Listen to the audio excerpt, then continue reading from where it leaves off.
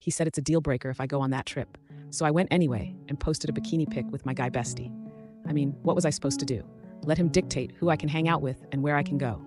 I'm Paisley, 29, and I'm still trying to process how my entire life imploded over one stupid beach weekend. Zachary and I had been married for 4 years. Things were mostly good. We had our starter home that we were slowly fixing up, decent jobs, and a pretty normal life. He works in project management where he has to travel sometimes, and I have an office job that pays the bills. We weren't rich or anything, but we were comfortable. I thought we were solid until Austin became this massive issue out of nowhere.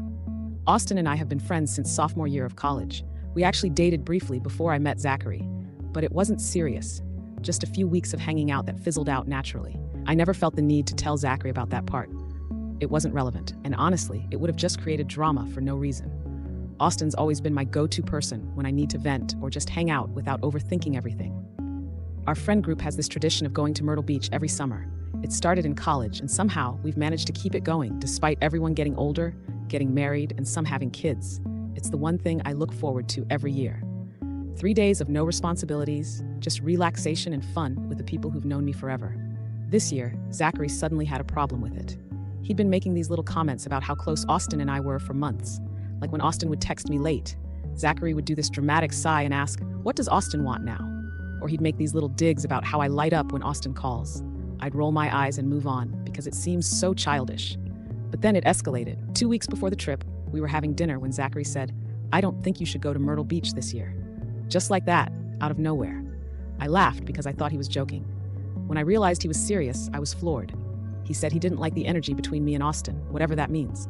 He actually said it was inappropriate. I've never cheated on Zachary, not once in 4 years. The accusation made my blood boil. The argument got heated. I reminded him that these are my oldest friends, people I've known way longer than him. He countered by pulling up my text with Austin. He'd gone through my phone while I was showering. There was nothing even bad in them, just some inside jokes and plans for the trip. But Zachary fixated on this one message where Austin said he couldn't wait to see me in my new swimsuit. It was a completely innocent comment about a swimsuit I'd shown our whole group chat, but Zachary acted like it was some secret code. That's when he dropped the ultimatum. If you go on this trip with him, it's a deal breaker for me. Those exact words, a deal breaker. 4 years of marriage, and he was ready to throw it all away because I wanted 3 days at the beach with friends I've had forever. I'd be lying if I said I didn't consider staying home for about 5 minutes. But the more I thought about it, the angrier I got. Who was he to test me like this, to make me choose? I've always been independent. It's one of the things he said he loved about me when we first met. Now suddenly, it's a problem. So I made my decision. I wasn't going to let him control me. I packed my bags, told him I was going, and that we could talk about his trust issues when I got back. He barely said goodbye when I left, just sat there on the couch staring at his phone, acting like I wasn't even there. It hurt, but I was too stubborn to show it. I figured he'd cool off while I was gone, and realize how ridiculous he was being. I had no idea that a weekend trip would be the match that would burn my entire life to the ground, and the worst part, deep down, some tiny voice was whispering that maybe, just maybe, I knew exactly what I was doing when I pressed post on that photo. But I wasn't ready to hear that voice yet. The drive to Myrtle Beach should have been relaxing, but I couldn't stop checking my phone. Nothing from Zachary. Not a text, not a call, nothing. I told myself I was glad. No drama to deal with, but honestly, it stung. 4 years together, and he couldn't even send a drive-safe message. Whatever. I cranked up my playlist and pushed him out of my mind. When I pulled up to the beach house, Austin was already there on the porch, beer in hand. He gave me this big hug and whispered, "Proud of you for coming." Something about the way he said it made my stomach flutter. He helped carry my bags in while catching me up on who had arrived and the plans for the weekend. The house was exactly like always, slightly rundown but perfect. 6 bedrooms, oceanfront view, and a massive deck. Our friend Tiffany gave me a sideways look when I walked in. "So Zachary was cool with you coming?" she asked. I rolled my eyes and said he'd get over it. She didn't look convinced. That first night, we did our traditional bonfire on the beach. Someone brought up Zachary's absence, and I found myself getting defensive. "He doesn't own me," I said, maybe louder than necessary. "We're not joined at the hip." Austin nodded along, adding, "Paisley's always been independent. That's what makes her Paisley."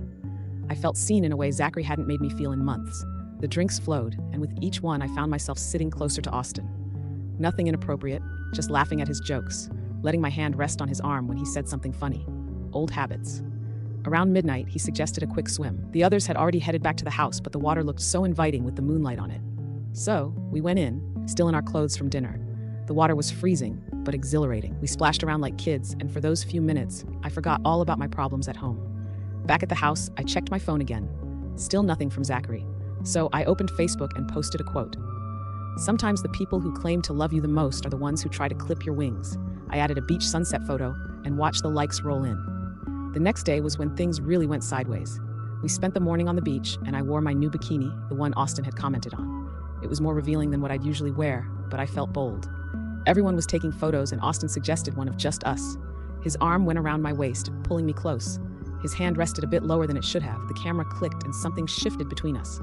Later, after too many margaritas at the beachside bar, Austin and I ended up alone on the deck. He mentioned that he'd always wondered what would have happened if we'd given our relationship a real shot back in college. I should have changed the subject. Instead, I admitted I'd wondered too. One thing led to another, and we ended up back in his room. We didn't have sex. I had that line drawn firmly in my mind. But what we did do was definitely crossing boundaries. I justified it to myself. It wasn't really cheating if we didn't go all the way. A stupid, convenient loophole I created on the spot. That night, feeling reckless and maybe wanting to hurt Zachary like he'd hurt me with his ultimatum, I posted the bikini photo of Austin and me. I captioned it, "Making memories with the people who truly matter. Beach vibes, best friends." I turned my phone off immediately after, not wanting to see Zachary's reaction. Part of me knew I'd crossed a line, but a bigger part felt vindicated. He wanted to control me. Well, here was my response. The drive home felt a million miles long. I turned my phone back on Sunday morning to a flood of notifications, comments on the photo, messages from mutual friends, but nothing from Zachary. The silence was worse than anger. Tiffany had pulled me aside before I left and said, "I hope that post was worth it."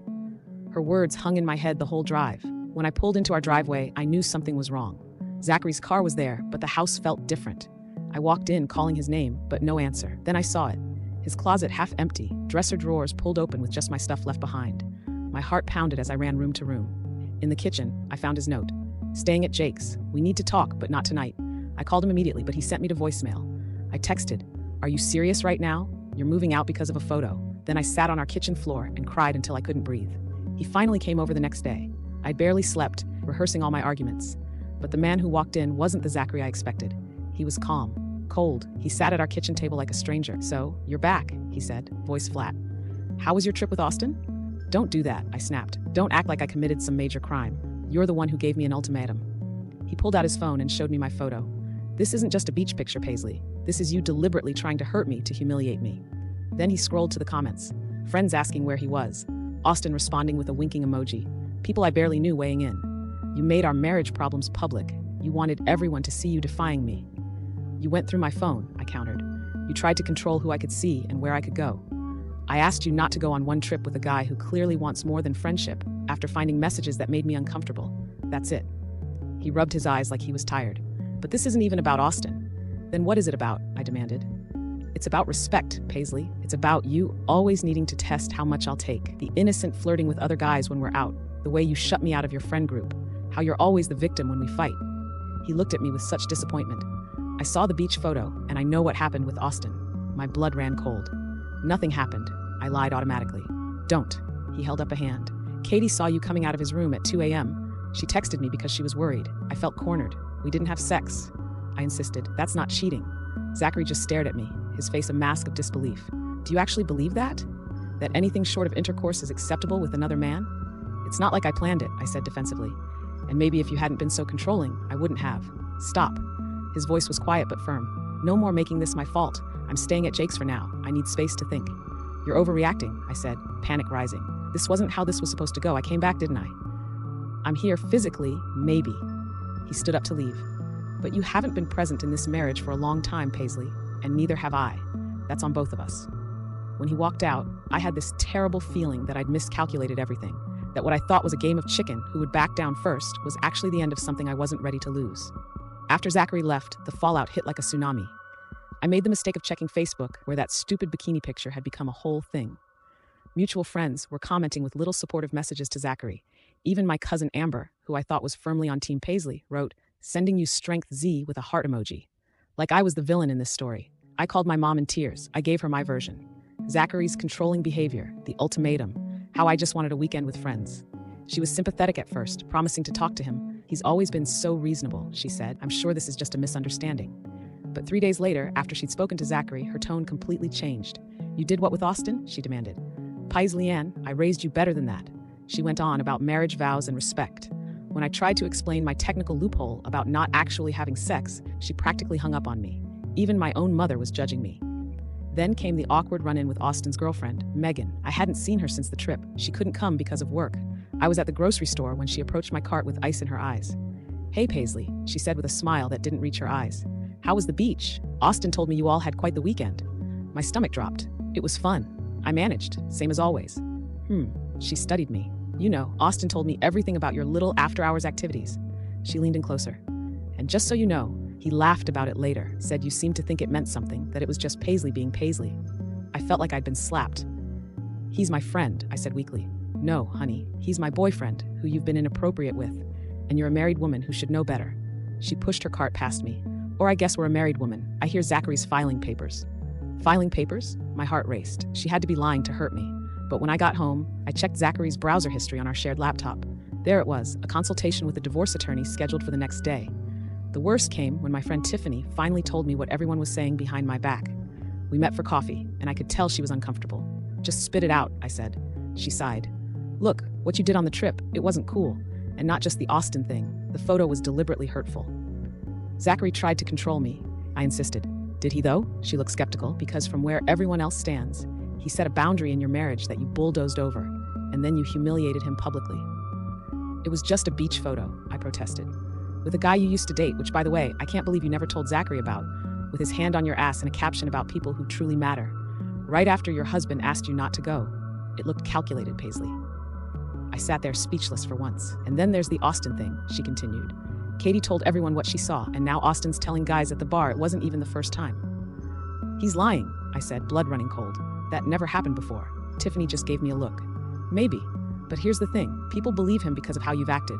All the flirty comments, the inside jokes, the way you prioritize him." "He's my best friend," I said weakly. "No, I'm your best friend," she said. "And as your best friend, I need to tell you, you messed up big time, and I don't know if you can fix it." As I drove home, I realized something I'd been avoiding. People weren't just taking Zachary's side because they liked him better. They were taking his side because in this scenario, I was actually the one who'd done wrong. And that was a hard pill to swallow. After a week of silence, I decided I needed to fix this mess. I wasn't ready to admit I was completely wrong because, hello, the ultimatum was still controlling. But I could see I'd taken things too far. So I texted Zachary asking to meet for dinner. To my surprise, he agreed. I spent hours getting ready, choosing an outfit I knew he loved, the one I wore on our first anniversary. I made reservations at the Italian place where we had our rehearsal dinner. I was going to remind him of what we had, of our history. I practiced my apology in the mirror, not too submissive, but just sorry enough. When he walked in, my heart skipped. He looked good, but tired. He sat down without kissing me, hello, and I knew this wouldn't be easy. "I'm glad you wanted to talk," I started. "I've missed you." He nodded, but said nothing. "I want to apologize," I continued, reaching for his hand. He let me take it, but his fingers remained limp in mine. "Things got out of hand at the beach. The photo was thoughtless." "And what happened with Austin?" he asked directly. I faltered. "That was a mistake. I'd been drinking and I was upset about our fight. It didn't mean anything." "So you admit it happened?" His voice was steady, but I could see the hurt in his eyes. "Yes, but it wasn't. We didn't actually." I stumbled over my words. "It wasn't full-on cheating." He pulled his hand away. "Paisley, if I did exactly what you did with a female friend, would you consider it cheating?" The question caught me off guard. I wanted to say no to be consistent, but we both knew I'd be furious. I dodged instead. "This isn't about hypotheticals. This is about us, our marriage. The marriage you were willing to risk over a beach trip?" he asked, "or the one you humiliated publicly?" "You're the one who gave me an ultimatum," I shot back. My plan for calm reconciliation already derailing. "You backed me into a corner. I asked you not to go on one trip because I was uncomfortable with your relationship with Austin." "One trip," he sighed. "And instead of considering why I might feel that way, you turned it into this huge power struggle because you were trying to control me." "Was I?" He looked genuinely confused. "Or was I asking for respect, for my feelings to matter as much as Austin's?" That hit a nerve because deep down I knew there was some truth to it. I'd always prioritized Austin's feelings, his needs, his place in my life. "I just want us to move forward," I said, softening my tone. I placed my hand on his thigh under the table, sliding it upward suggestively. "I miss you. I miss us." He removed my hand firmly. "Sex isn't going to fix this, Paisley. It never has. Even though you've tried to use it that way before." I felt exposed, like he could see through all my strategies. "Then what do you want from me?" "Accountability," he said simply. "Real understanding of why what you did was harmful. Not just for the trip, but for the pattern of disrespect." I tried to hold back tears. I said I was sorry. "For getting caught," he replied, "not for the actions themselves." The dinner went downhill from there. I alternated between defensive arguments and tearful pleas. At one point, out of desperation, I said, "If you leave me over this, I don't know what I'll do to myself." It was a tactic I'd used before when backed into a corner, hinting at self-harm to make him back down. This time, he didn't take the bait. "Don't do that," he said firmly. "That's emotional manipulation, and we both know it." He placed money on the table for the bill. "I've been talking to a therapist. She's helping me see patterns. I've been enabling." "So some stranger is telling you to divorce me?" I asked bitterly. He said, standing up. "She's helping me see that I deserve a relationship based on mutual respect." He paused. "I filed the separation papers yesterday. Paisley, my lawyer, will be in touch." I sat in that restaurant long after he left, wondering how it had come to this. How one weekend, one photo, one mistake could end 4 years of marriage. But deep down, I knew it wasn't just one weekend. It was 100 small choices where I'd put my wants above our marriage. 100 moments where I'd chosen Austin's friendship over Zachary's comfort. 100 times I'd tested boundaries just to prove I could. This story is over, but the next one will leave you speechless. Subscribe now.